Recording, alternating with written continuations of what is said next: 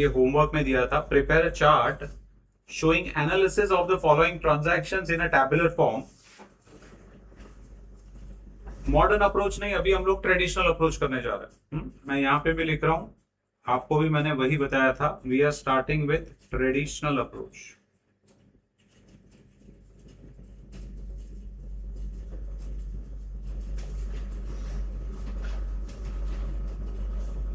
Meghraj started business with cash 30,000। Meghraj कौन होगा? Proprietor होगा। और मैं कौन हूं? बिजनेस।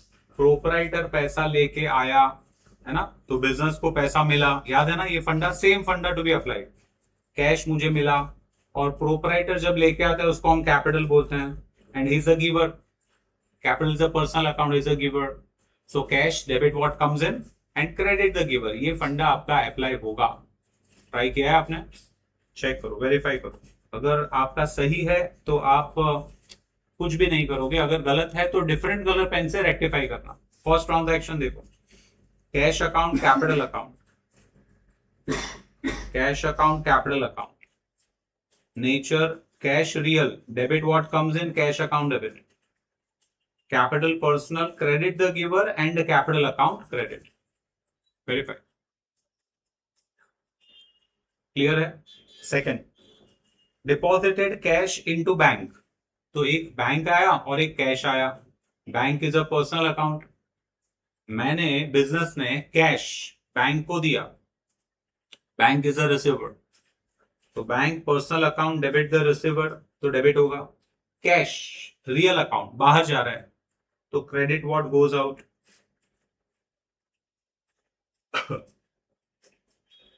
लिखा है सबने? पक्का? Concept clear? Good. Third, withdrew cash for personal use. Last time office use आया था, मैंने बोला था पर्सनल भी आ सकता है। पर्सनल आया मतलब वो घर पे लेके गया, प्रोपराइटर घर पे लेके जाता है, उसको ड्रॉइंग्स बोलते हैं। तो यहां पे दो अकाउंट इन्वॉल्व हुए, देखो, एक drawings account, personal account, debit the receiver, proprietor receiver हो गया, so drawings is the personal account, debit the receiver. और cash real account, credit what goes out, cash चला गया, बिजनेस में से कैश गया, credit what goes out, cash credit. Clear है? मैं थोड़ा स्लो जा रहा हूं, तो आपने लिखा होगा, और अगर एरर हुआ रहेगा use a different colour pen to rectify that. Take your time, concept समझो, कंसेप्ट बहुत जरूरी है। Purchase goods on credit from Nilesh. मैंने गुड्स परचेज किया है, purchases is a nominal account, तो मैंने लिख दिया purchases nominal account. Nominal account का रूल है debit all expenses and losses, तो मैंने डेबिट कर दिया परचेज अकाउंट। अच्छा, मैंने उधार पे लिया है, मैंने पैसा पे तो नहीं किया है। किसने मुझे गुड्स दिया? Nilesh. Nilesh is a giver, तो Nilesh personal account, credit the giver, Nilesh को क्रेडिट। बैठ रहा है? लॉजिक बैठ रहा है? कहीं पे भी देखो, I am more concern about your logic and concept. I am not much concern about the answer. Answer तुम डेवलप कर लोगे, मुझे तुम्हारा लॉजिक क्लियर रखना है। लॉजिक क्लियर होगा ना तो you would be free, independent रहोगे, कुछ मगअप नहीं करना पड़ेगा, बर्डन नहीं आएगा। मगअप करने जाओगे तो हमेशा बर्डन लेके घूमोगे दिमाग पे, वो नहीं करना है। Anytime any question should come, you should be able to solve. That should be the confidence level, right? तो लॉजिक में कहीं पे भी डाउट आया, प्लीज आस्क मी, ओके? और आगे जाता है। Number 5, purchase goods on credit from Nilesh, तो हमने कर लिया, ओके। उसके बाद में कैश परचेजेस, अभी भी गुड्स आया, परचेज किया, राइट, लेकिन अभी पेमेंट करके किया, ये कैश ट्रांजैक्शन बोलते हैं। ऊपर वाला जो नीलेश वाला था वो क्रेडिट ट्रांजैक्शन था। क्रेडिट ट्रांजैक्शन में पार्टी का नाम आता है, या पार्टी का नाम नहीं दिया होगा तो क्रेडिटर वर्ड आता है। कैश ट्रांजैक्शन में पार्टी का नाम नहीं आता है। तो purchases account and cash account, purchase nominal debit होगा, cash real, credit what goes out. यहां तक how many of you have written all 5 correct? 1 2 3 4, कोई बात नहीं, बाकी के 2 बच्चे एरर जो भी है रेक्टिफाई करना, हाँ, और नेक्स्ट टाइम इंप्रूव करना। गुड, ठीक है। पेड वेजेस 400, ये भी कैश ट्रांजैक्शन है। एक अकाउंट वेजेस, दूसरा कैश।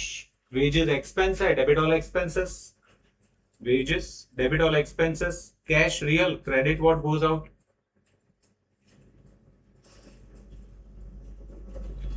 आपको इसीलिए ये सारा ठीक करो, उसके लिए आपको लास्ट वाला वीडियो भी ग्रुप पे भेजा था, ताकि if you want you can go through, check क्या लॉजिक अप्लाई करना है और वो हिसाब से लिख पाओ।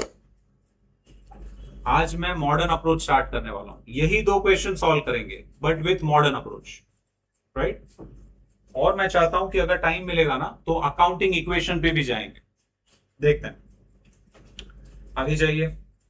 पेड वेजेस हो गया। Purchase the chair for office use, यहां पे काफी बच्चे एरर करते हैं। उनको लगता है सर परचेज आया ना, ऊपर भी परचेज आया था, यहां पे भी परचेज, तो परचेजेस लिख देते हैं, एरर हो गया। परचेजेस एक्सपेंस तब लेते हैं जब वो ट्रेडिंग वाले गुड्स के कनेक्टेड परचेज। मैंने एक बार बताया था ये एक लेक्चर में। लेकिन चेयर जो है वो तो कौन से कैटेगरी में बैठता है? फर्नीचर के कैटेगरी में बैठता है। मैं फर्नीचर रोज परचेज करके बेचता नहीं हूं, मैं फर्नीचर मार्ट वाला नहीं हूं, मेरा फर्नीचर का शॉप नहीं है।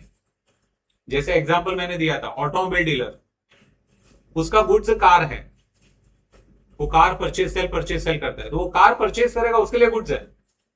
लेकिन हम जैसे ऑर्डिनरी पीपल, हम कार परचेज करते हैं, हमारे लिए एसेट है, हम लॉन्ग टर्म तक के लिए यूज करते हैं, है कि नहीं? क्लियर है?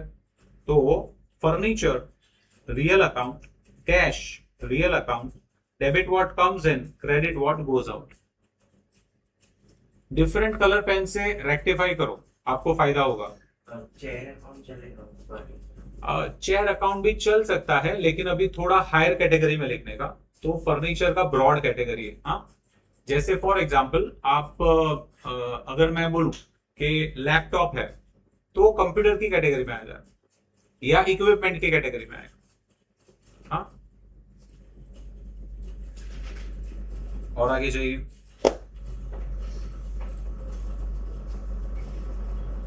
Sold goods to Mohan worth 1200, party का नाम दिया है और पैसा रिसीव्ड करके बोला नहीं है, तो मैं समझूंगा ये क्रेडिट ट्रांजैक्शन है। तो मैं बोलूंगा Mohan is the receiver and goods has been sold, तो nominal account. Mohan personal, sales nominal, personal में डेबिट द रिसीवर, तो Mohan debit. Sales all credit all incomes and gains, तो मैं सेल्स को क्रेडिट करूंगा। आई थिंक ये तो आपने सही लिखा होगा सब लोगों ने।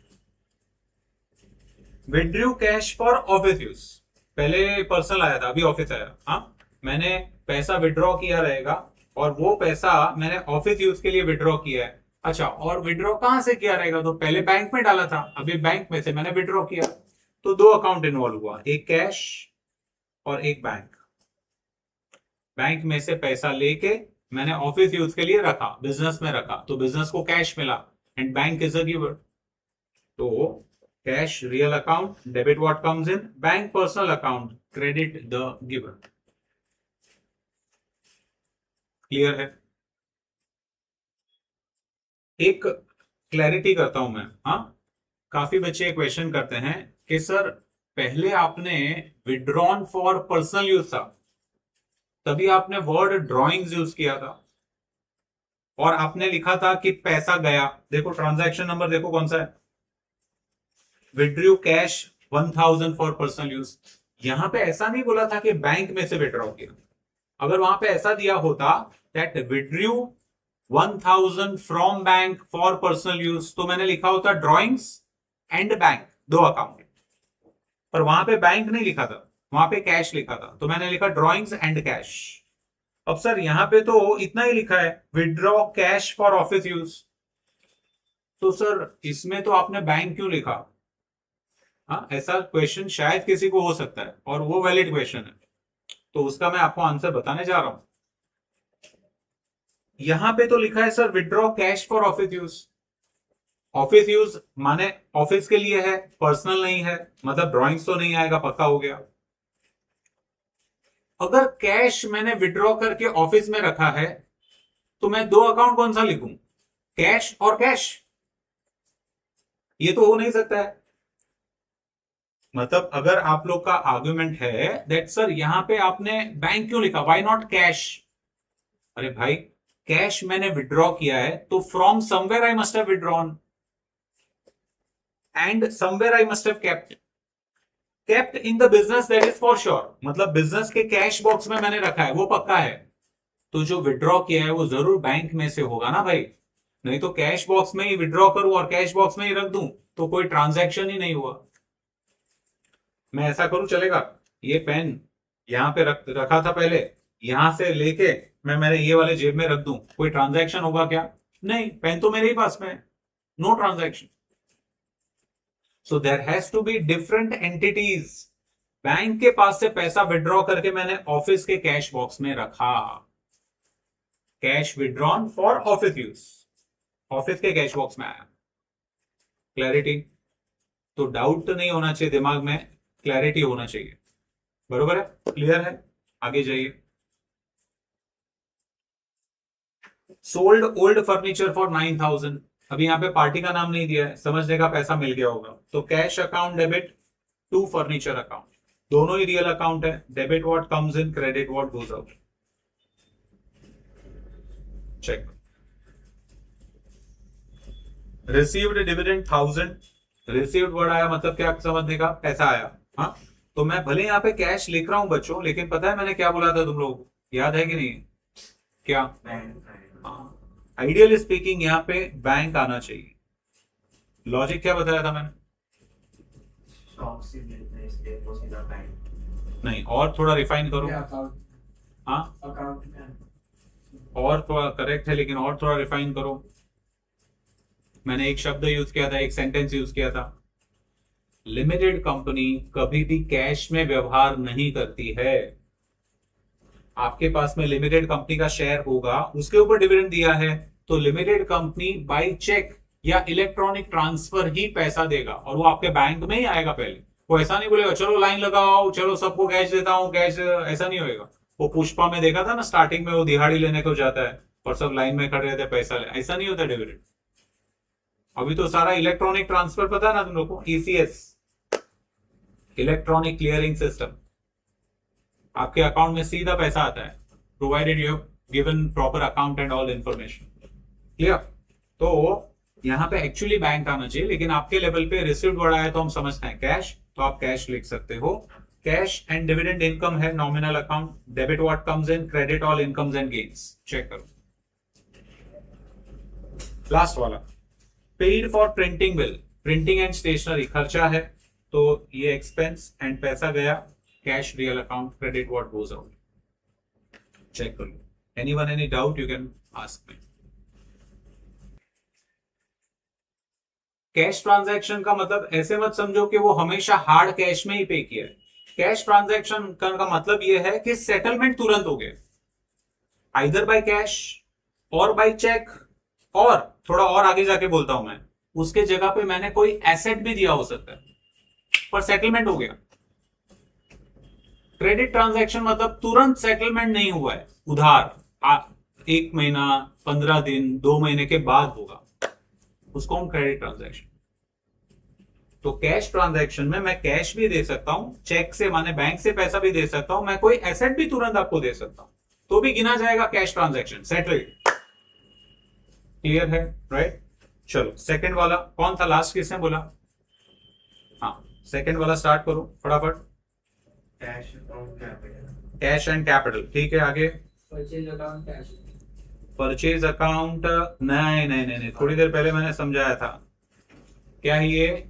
एसेट है, फर्नीचर है, तो परचेजेस तब आएगा जब गुड्स परचेज हुआ है, यहां पे एसेट परचेज हुआ है, तो furniture and cash account.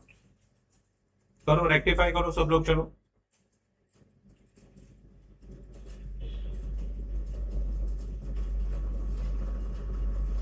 Next, purchase account and cash, payment made by cash, तो परचेजेस एंड कैश करेक्ट है। भले इसमें देखो, भले इसमें नाम दिया है, कुछ बच्चे कंफ्यूज भी होंगे, अरे सर नाम दिया है, भाई नाम दिया है तो क्या हो गया, आपने बाहर लिखा है ना पेमेंट बाय कैश, मतलब कैश ट्रांजैक्शन हो गया।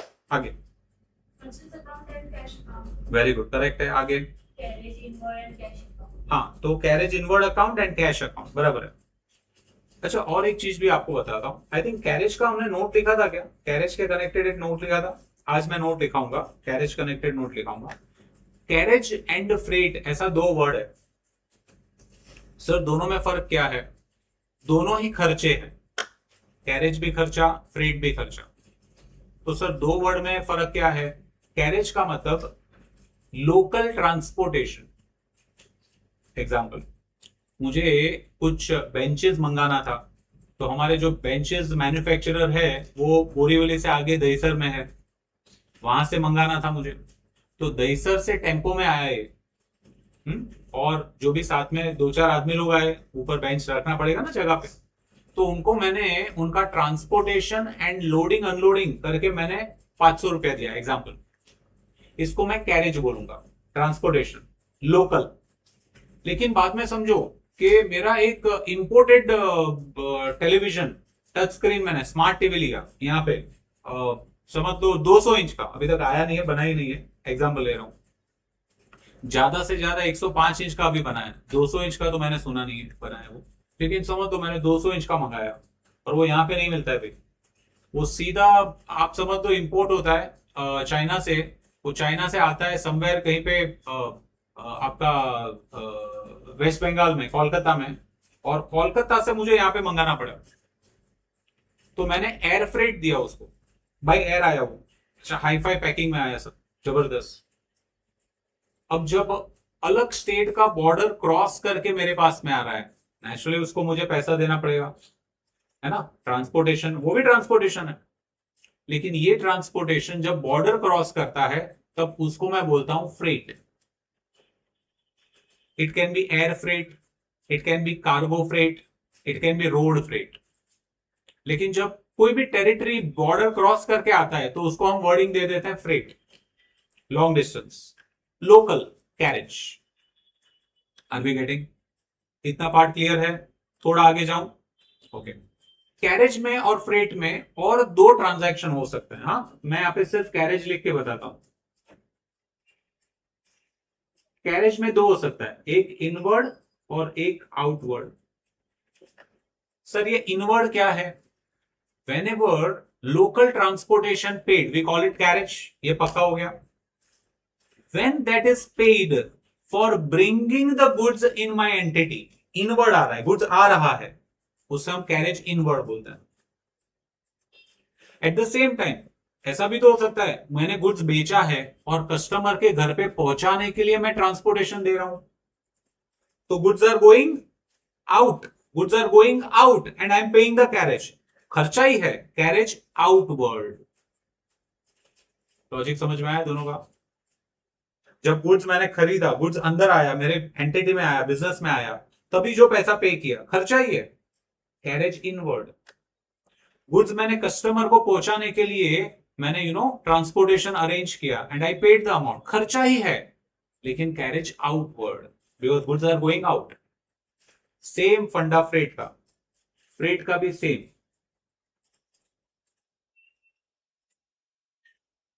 नो डिफरेंस, दोनों ही खर्चे हैं, फ्रेट भी खर्चा, कैरेज भी खर्चा, लेकिन carriage local transportation, freight when it crosses the territory, border cross करता है और मुझे पेमेंट करना पड़ता है, दोनों ही खर्चे। उसके अंदर भी इनवर्ड भी खर्चा, आउटवर्ड भी खर्चा, लेकिन जब गुड्स अंदर आता है तभी पे किया वो इनवर्ड, गुड्स बाहर गया तभी पे किया वो आउटवर्ड। मेरे लिए दोनों खर्चे ही है। हाँ, लेकिन ये कहां पे लिखना, प्रेजेंटेशन कहां पे करना, वो हम बाद में देखेंगे, जब आप थोड़े थोड़े और हायर चैप्टर पे आएंगे तब हम देखेंगे। Logic clear? इसका नोट मैं आज लिखाऊंगा। आगे जाओ भाई, कौन था लास्ट, कौन बोला? हाँ, salary expenses account and cash account. ठीक है, आगे टू का बैंक लोन वाला। हाँ, ये शायद तुमको डाउट आ सकता है, हाँ ये आप लोगों को डाउट आ सकता है। टू का बैंक लोन, इसमें दो अकाउंट इन्वॉल्व है, एक तो बैंक एंड बैंक लोन बोलो या खाली लोन बोलो तो भी चलेगा, एंड बैंक लोन। एग्जाम्पल, हाँ ध्यान से समझना, मुझे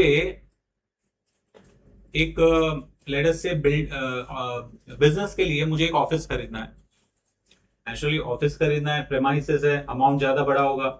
ऑफिस का कॉस्ट था मेरा, समझ लो बिल्डर ने मुझे बोला भाई आपको 5 करोड़ रुपया देना पड़ेगा। मैंने बोला इतना तो मेरे पास में है नहीं, मेरे पास में मिला के टोटल मे बी 2 करोड़ और something I can arrange by selling some asset और इन्वेस्टमेंट व्हाटएवर। बाकी का क्या करूं? बोला सर लोन ले लो। हमारा हर एक बिल्डर के साथ में ना कोई बैंक एसोसिएटेड होता है which offers loan to the buyers. तो बिल्डर ने बोला हमारे साथ में एक हमारा बैंक है एसोसिएटेड है, उससे बात करके आप लोन ले लो। अच्छा, मैंने बोला ठीक है, आप मुलाकात करवा दो। बोला हाँ ठीक है। उसने मुलाकात करवा दिया और मैंने बोला बैंक को कि I want loan of 3 crore.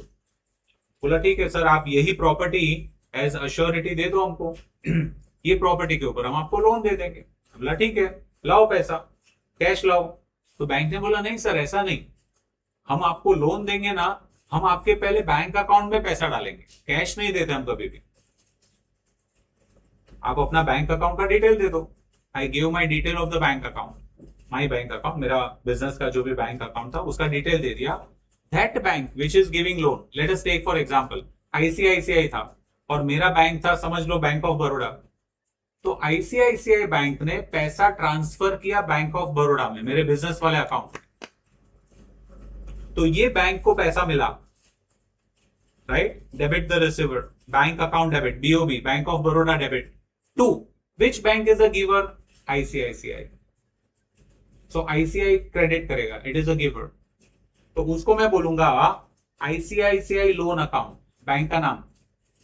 इसलिए दो अकाउंट इन्वॉल्व, एक बैंक अकाउंट जो मेरा बैंक ऑफ बड़ौदा और दूसरा ICICI bank account which is the giver of the loan. दोनों में फर्क समझ में आया? Everybody clear? तो यहाँ पे टेकन बैंक लोन आएगा तो हम क्या याद रखेंगे? एक बैंक ने लोन दिया और मेरे बिजनेस बैंक में पैसा आया। तो एक मेरा बिजनेस वाला बैंक और एक लोन देने वाला bank. Yes sir same bank हो सेम बैंक हो सकता है लेकिन वो अलग अलग ब्रांच होगा डेफिनेटली। आप यहाँ पे रहते हो कांदीवली में एग्जाम्पल, और आपका लोन वाला बैंक का हेड ऑफिस दिल्ली वाला है, हो सकता है। तो उल्टे का और भी अच्छा हो गया, पैसा फटाफट ट्रांसफर होगा, सेम बैंक। ऐसा भी होता है ना, कई कई बार आपको पेमेंट करना है, आपका बैंक का नाम और सामने वाला बैंक सेम है, पैसा फट करके सेम डे ट्रांसफर हो जाता है, राइट? वो भी हो सकता है, लेकिन branch will be different, account number will be different always. चलो कौन है नेक्स्ट? हाँ बेटा। तो फिर वो लोन अकाउंट जो होगा वो डेबिट में आएगा बैंक? नहीं नहीं नहीं नहीं नहीं, दोनों पर्सनल अकाउंट है। उसने मेरे बिजनेस वाले बैंक अकाउंट में दिया, डेबिट द रिसीवर, ये भी पर्सनल अकाउंट है, क्रेडिट द गिवर। तो मतलब ट्रेडिशनल अप्रोच में कैसे? ये ट्रेडिशनल अप्रोच ही बोला मैंने, दोनों ही पर्सनल अकाउंट है। पर्सनल अकाउंट का रूल क्या है? Debit the receiver. कौन से वाले बैंक को मिला? बैंक ऑफ बड़ौदा को मिला पैसा, डेबिट द रिसीवर। किसने दिया? आईसीआईसीआई ने दिया, तो आईसीआईसीआई बैंक अकाउंट क्रेडिट।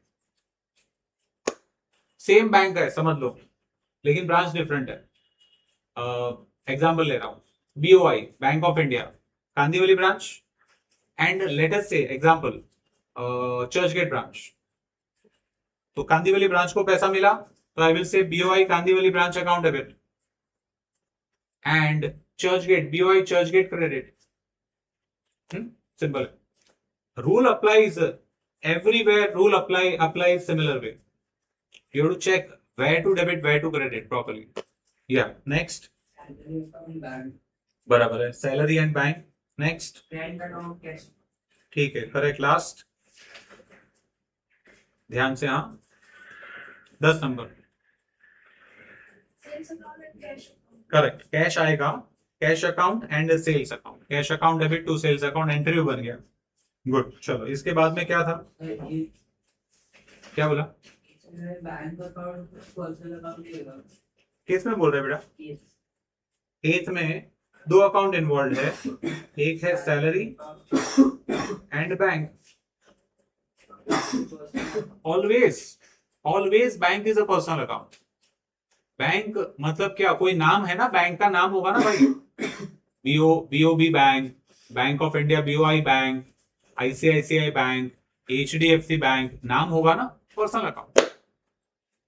बोलो भाई, और कौन सा था? थर्ड था। चलो फटाफट बोल के जाएंगे। एक काम करेंगे, ये काफी सारा है ना, कितना 30 है राइट? तो एक पर्सन 5-5 साथ में बोलेगा।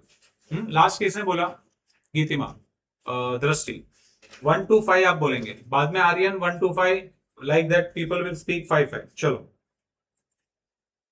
Life insurance nominal account. Nominal account, yes. ये प्रीमियम है। हाँ, 1 मिनट, ये भी मैं क्लैरिफाई कर लेता हूं। लाइफ इंश्योरेंस प्रीमियम है, तो ये नॉमिनल अकाउंट प्रोवाइडेड गुड्स का होगा तो, बिजनेस के गुड्स का होगा तो नहीं। लेकिन लाइफ इंश्योरेंस है, नहीं, नॉमिनल अकाउंट नहीं लिख सकते हैं। ये पर्सनल अकाउंट है, ड्रॉइंग्स। ये जनरल इंश्योरेंस होता तो नॉमिनल अकाउंट आता था। ये लाइफ इंश्योरेंस है, लाइफ इंश्योरेंस पर्सन का होगा। पर्सन मतलब प्रोपराइटर, राइट? प्रोपराइटर का लाइफ इंश्योरेंस है, ये पर्सनल है, बिजनेस का मैटर नहीं है। हाँ, लेकिन इसके जगह पे मैंने मेरे एम्प्लॉय का करवाया होगा लाइफ इंश्योरेंस, तो बिजनेस का खर्चा है। मैंने मेरे एम्प्लॉय का LIC, पता है ना, LIC पता है ना, लाइफ इंश्योरेंस कॉर्पोरेशन, वो आपके लाइफ का मतलब कुछ भी अगर हो गया आपको, तो वो आपको कंपेंसेशन देता है। उसके लिए हम हर साल प्रीमियम पे करते हैं, लाइफ इंश्योरेंस। तो प्रोपराइटर का है ये, तो पर्सनल अकाउंट है, मतलब ड्रॉइंग्स हो गया। लेकिन एम्प्लॉय का होगा तो खर्चा हो गया, नॉमिनल अकाउंट हो गया। इसमें आप पर्सनल लिखेंगे, life insurance premium personal. Second, Kulkarni, Personal account. Personal goods. Real account. हाँ, एज सच गुड्स है तो रियल अकाउंट, लेकिन purchases nominal, sales nominal.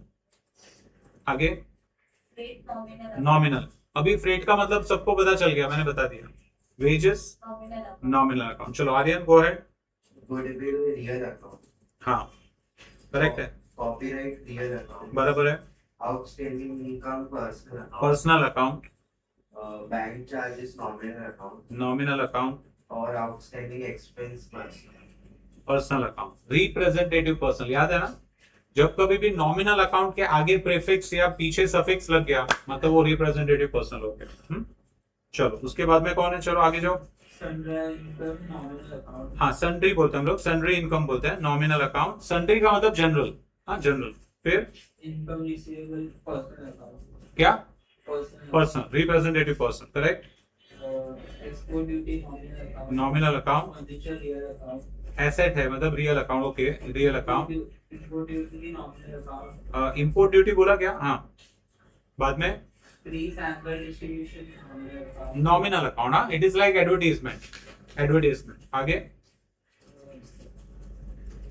Sundry expenses, nominal account.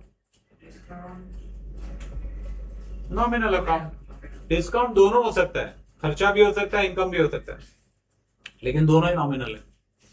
लेकिन आगे Fines personal account. Personal account, Fixed deposit real account. Real account, Profit and sale nominal. Nominal account. आगे Office equipment real.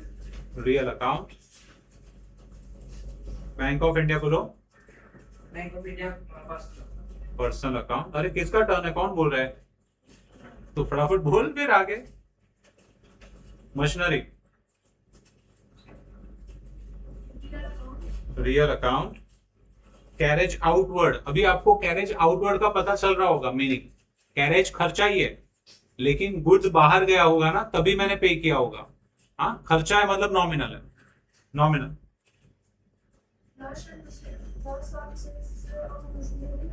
Nominal account. Loan account, personal account. Very good, personal. अभी मैंने explain किया था तुम लोगों को थोड़ी देर पहले। हाँ, ये पर्सनल अकाउंट है, यस, पर्सनल अकाउंट है।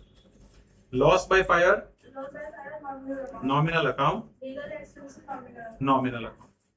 क्लियर है यहां तक सारे बच्चे? Continue. Octroi nominal account. Octroi nominal account, loan personal account. आगे Insurance company personal account. Okay, Repair insurance personal account. ठीक है, personal account. Goodwill real account. ठीक, चलो आगे आर्यन। Commission nominal account, हाँ furniture real account, हाँ, bank personal account, correct Archana's personal account, correct, और goods stolen by theft nominal. Nominal account. आगे last, Nominal. Conveyance nominal account. चलो यहां तक किसी को कोई भी अगर डाउट है तो आप मुझे पूछ सकते हैं। ये मैंने आपको कैरेज और फ्रेट के लिए समझाया। कैरेज एंड फ्रेट, ये फिलहाल लिखना नहीं है, मैं एक काम करूंगा, इसका इमेज आपको दे दूंगा तो आप घर पे लिख सकते हो, इतना टाइम हम लोग क्लास में वेस्ट नहीं करते। इसके बाद में कैरेज क्या है, फ्रेट क्या है, डिस्कशन हो गया। इसके बाद में फिक्स्ड एसेट एंड डेप्रिसिएशन। आपके सिलेबस में एक चैप्टर भी है, आई थिंक मेरे हिसाब से 6th चैप्टर है डेप्रिसिएशन। वो चैप्टर भी पढ़ेंगे तब इसमें डिटेल में जाएंगे। फिलहाल फिक्स्ड एसेट क्या है, the asset which can be used for long duration, उसे हम फिक्स्ड एसेट बोलते हैं। जैसे फॉर एग्जांपल आप जो बेंच पे बैठे हो, फर्नीचर के कैटेगरी में आता है, वो फर्नीचर में लॉन्ग ड्यूरेशन के लिए यूज करने वाला हूं तो फिक्स्ड एसेट की कैटेगरी में आता है, वो फिक्स्ड एसेट है। एग्जांपल नीचे दिया है, land, building, vehicle, furniture, motor car etcetera. Depreciation is normal wear and tear of the asset due to usage, efflux of time, obsolescence. Simple meaning क्या है, कोई भी चीज हम जब यूज करते हैं तो थोड़ा थोड़ा थोड़ा वो घिसता है ना। समझो कपड़ा भी लिया, तो जब पहले दिन नया कपड़ा था तभी एकदम कड़क चकाचक था, फिर जैसे जैसे पहनने लगा वो थोड़ा जर्जरित होता है ना, ऐसा पता है ना अपने को। जैसे टी शर्ट्स होते हैं, जीन्स होते हैं, वैसे बेंच भी है। बेंच जब पहले दिन आया था तब एकदम चकाचक पॉलिश वगैरह सब व्यवस्थित था, अभी थोड़ा थोड़ा घिस गया होगा कहीं पे, थोड़ा कोई कहीं पे पेंट लग गया होगा, मतलब डैमेज हुआ रहेगा व्हाटएवर। वो नॉर्मल वेयर एंड टेयर होता है, इसलिए इसका लाइफ कम होता है, इसको हम बोलते हैं depreciation, right. That is normal wear and टेयर, ये बाद में आप लोग लिख लें।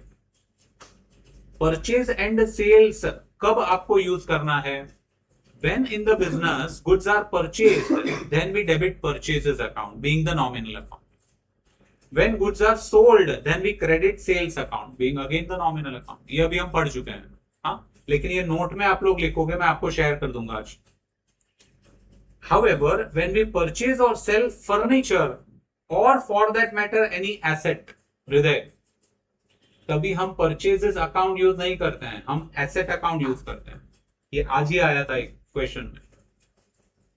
Are we getting the difference? Purchase and sale of goods होगा तो purchase account, sales account, nominal. लेकिन परचेज ऑफ एसेट होगा तो मुझे एसेट का नाम लिखना पड़ेगा। क्लियर है? कैपिटलाइजेशन ऑफ एक्सपेंस अभी नहीं, बाद में मैं दो आपको नोट दे दूंगा, लेकिन हम बाद में लिखेंगे, वो अभी नहीं लिखना है। ये नाम आपने सुना होगा शायद, NEFT and RTGS. Full form है national electronic fund transfer real time gross settlement. जब कभी भी ट्रांजैक्शन में ये वाला वर्ड आया तो समझने का आपका ट्रांजैक्शन बैंक के थ्रू हुआ है। I can say that purchase goods and amount sent by NEFT, national electronic fund transfer. मतलब मुझे समझना है कि गुड्स परचेज हुआ, परचेज अकाउंट डेबिट, और मेरे बैंक में से पैसा गया। They will not use the word from bank, they will use the word NEFT, national electronic fund transfer. भाई लेकिन फंड जाएगा कैसा? वो इलेक्ट्रॉनिक फंड बैंक से ही जाएगा, है कि नहीं? आपके पास में गूगल पे है? नहीं, अभी तो आप छोटे हैं ना, तो गूगल पे नहीं होगा। आपके पेरेंट्स के पास में गूगल पे होगा? आप कहीं पे भी बाहर गए और स्कैन करके जीपे से पे किया, पैसा कहां से गया? बैंक में से गया। तो अगर ऐसा भी वर्ड आया, अमाउंट ट्रांसफर्ड बाय जीपे, भाई बैंक में से गया, बैंक बोलने का जरूरत नहीं है, बैंक में से गया ना, पता चलता है ना हमको। आपके पेरेंट्स के पास से जीपे से पेमेंट किया होगा तो उनको एसएमएस आता होगा, this much amount got deducted, bank में से गया। क्लियर है? ये मैं आपको स्क्रीनशॉट भेज दूंगा तो आप लोग ये लिख सकते हैं। इसके साथ में I want you to write down now at this point of time one working which is, अभी हम मॉडर्न अप्रोच पे जा रहे हैं, बहुत सिंपल है, लेकिन मैंने ये कनेक्शन किया है ट्रेडिशनल विद मॉडर्न, उसका ये डायग्राम है। ये डायग्राम पहले लिख लो।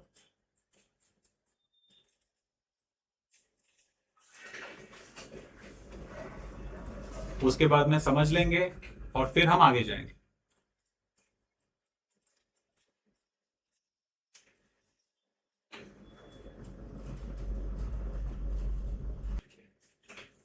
I want you all to come on this particular page in your textbook. Classification as per modern approach. Around 25 और 26 नंबर होगा, देखो कौन सा है पेज? 26, page number 26। अभी हम मॉडर्न अप्रोच पे जा रहे हैं। Traditional approach is very important, that is fundamental, लेकिन modern approach is little shortcut. हाँ, वो अप्रोच अभी हम पढ़ने जा रहे हैं। तो आज हम लोग इसका डिस्कशन करेंगे।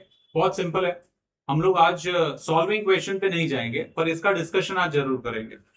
In the chart given below, different types of accounts have been summarized. All accounts are divided into 5 categories for the purpose of recording the transaction. अब तक क्या हो रहा था कि हम सारे अकाउंट को 3 कैटेगरी में बाइफरकेट कर रहे थे, पर्सनल, रियल, नॉमिनल। ये फंडामेंटल है, ये तो याद रखना ही है। लेकिन अब थोड़ा शॉर्टकट अप्लाई करने के लिए थोड़ा मॉडर्न अप्रोच भी यूज किया हुआ है।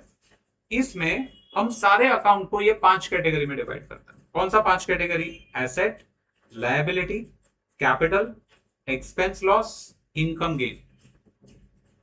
जो हम ये यूजुअल टर्मिनोलॉजी में बोलते भी हैं, उसी कैटेगरी में हमें डिवाइड करना है। एग्जांपल, हमने ऑलरेडी आइडेंटिफाई किया और एस्टैब्लिश किया है, anything which is receivable is an asset. हम बोलते भी है, कॉलिंग आउट करते हैं। Anything which is payable is a liability. Debtor from whom amount is receivable, मतलब डेटर एसेट है। Creditor to whom amount is payable, मतलब क्रेडिटर लायबिलिटी है। वैसे ही अगर मुझे कोई एक्सपेंस पे करना है, आउटस्टैंडिंग एक्सपेंस पे करना है, liability. Anything which is payable is a liability. मुझे इनकम मिलने का है, मिलने वाला है, एसेट है। Anything which is receivable is an asset. कोई भी एसेट, कोई भी चीज मैं लॉन्ग टर्म के लिए यूज करने वाला हूं, it is an asset. Furniture asset, land, building, vehicle asset. कोई भी चीज के लिए मैंने पेमेंट किया जिसका बेनिफिट शॉर्ट है, लॉन्ग टर्म यूज के लिए नहीं है, शॉर्ट है, वो खर्चा है। मैंने स्टेशनरी परचेज किया, खर्चा, एक्सपेंस, नॉमिनल अकाउंट एक्सपेंस। मैं ट्रैवलिंग के लिए गया, मैंने ऑटो हायर किया, ऑटो वाले ने मुझे सर्विस दिया, मैंने पैसा पे कर दिया, सर्विस इज ओवर, एक्सपेंस, खर्चा हो गया। तो अब ये सारे ट्रांजैक्शंस अकाउंट को मैं ये 5 कैटेगरी में डिवाइड करूंगा। कैपिटल में तो 2 ही चीज आता है, पता है आपको, एक कैपिटल जो पैसा लेके आया, ड्राइंग जो पैसा लेके गया, ये कैपिटल के कैटेगरी में आता है।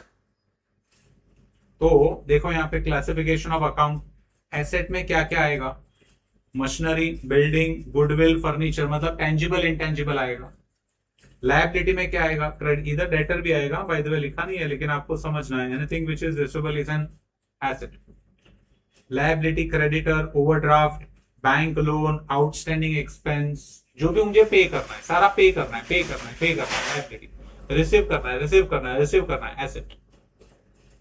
Capital, Aditya capital, Girish capital, Hardik, ये सबका ड्राइंग्स भी यहाँ पे आ गया, समझ लेना। Revenue and gains, incomes, commission, dividend received, rent received, interest received, खर्चा, wages, audit fee, loss by fire, printing, stationery, etc. ये जो है, ये मॉडर्न अप्रोच का फंडा है। It classifies the accounts into these 5 categories: asset, liability, income, expense and capital. Right? Confuse नहीं होना है, धीरे धीरे हम आइडेंटिफाई करेंगे।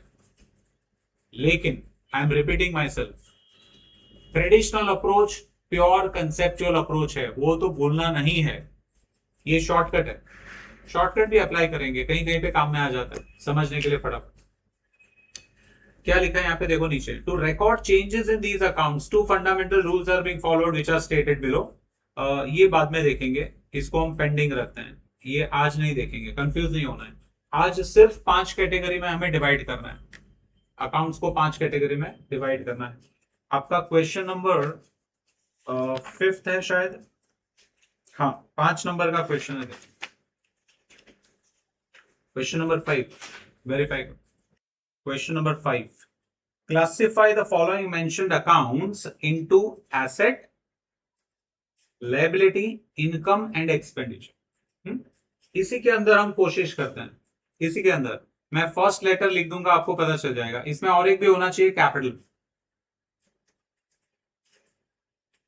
ठीक है, जैसे प्रीपेड रेंट, प्रीपेड मैंने एडवांस में रेंट पे कर दिया है, मेरा ये अधिकार है कि मुझे सर्विस मिलना चाहिए। Anything which is receivable is an asset, तो ये मैं एसेट की कैटेगरी में लिखूंगा।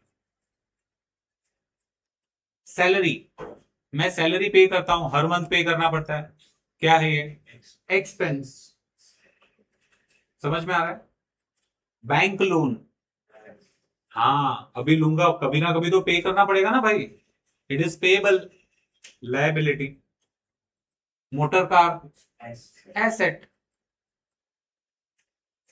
Rent payable, liability. Anything which is payable is an asset, sorry liability. Bad debts, motor car में वैल्यू डेप्रिशिएट होगा ना। हाँ लेकिन वो तुम लॉन्ग टर्म के लिए यूज करते हो। आज मोटर कार लिया है हमने, ऐसा थोड़ी आज मैंने वापर लिया चलो कल नवा मोटर कार। अपन शेख लोग नहीं है ना, अपन ऑर्डिनरी पीपल है। हम कार खरीदेंगे तो भाई 4-5 साल तो यूज करेंगे कम से कम, है ना। बाद में ऐसा लगेगा कि भाई चलो अभी डेप्रिशिएट हो गया, इसका ज्यादा लाइफ बचा नहीं है, या कोई नया टेक्नोलॉजी आ गया जो मुझे लग रहा है कि मेरे को लेना चाहिए, तब मैं लूंगा, है ना। इसलिए वो एसेट है, बरोबर। रेंट पेबल हो गया। बैड डेट्स खर्चा है, एक्सपेंस है। बैड डेट का मतलब मैंने समझाया था, डेटर हु बिकम्स बैड, मेरा लॉस हो गया, खर्चा है।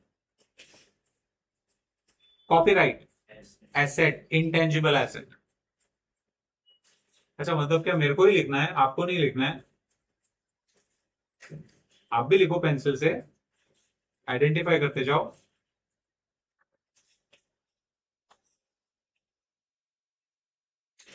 पेंसिल वगैरह लाते हो ना भाई?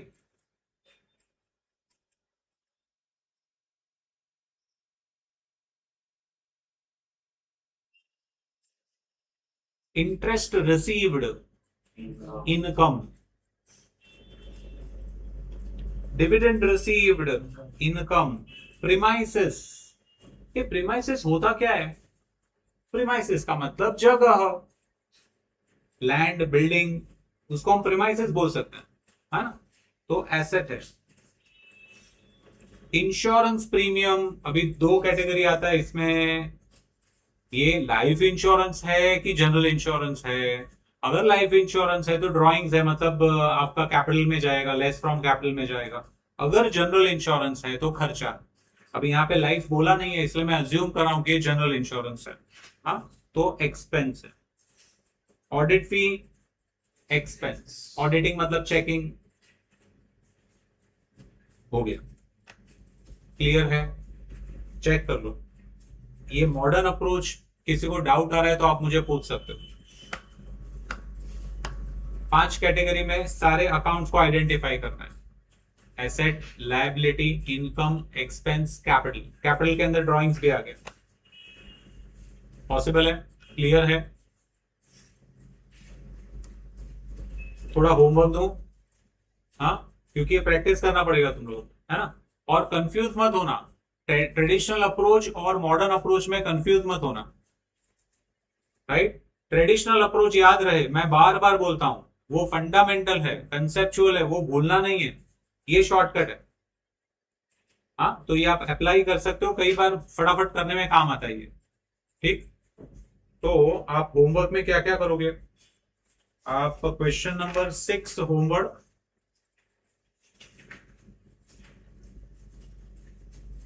ओके ये वाला क्वेश्चन नंबर 6 मतलब टेक्सचुअल का क्वेश्चन नंबर 6 आपके लिए होमवर्क है, लिख के रखो पेंसिल से। और आपका होमवर्क सेक्शन का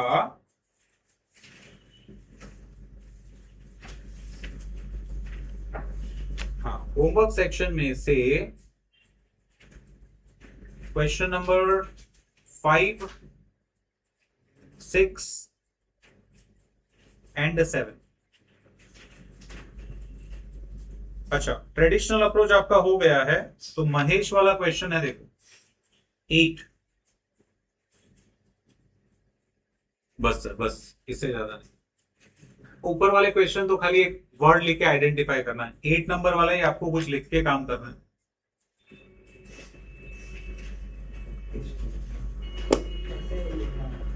किसमें? ये जो 5 6 7 है उसमें आपको खाली आइडेंटिफाई करना है ना। हाँ, टेक्स्ट बुक में लिख देना चलेगा, टेक्स्ट बुक में लिखोगे तो चलेगा। Asset, liability, income, expense, capital, word. 8 number वाला लेकिन प्रॉपर सॉल्व करना, ठीक है? डन। आज के लिए इतना ही रखते हैं।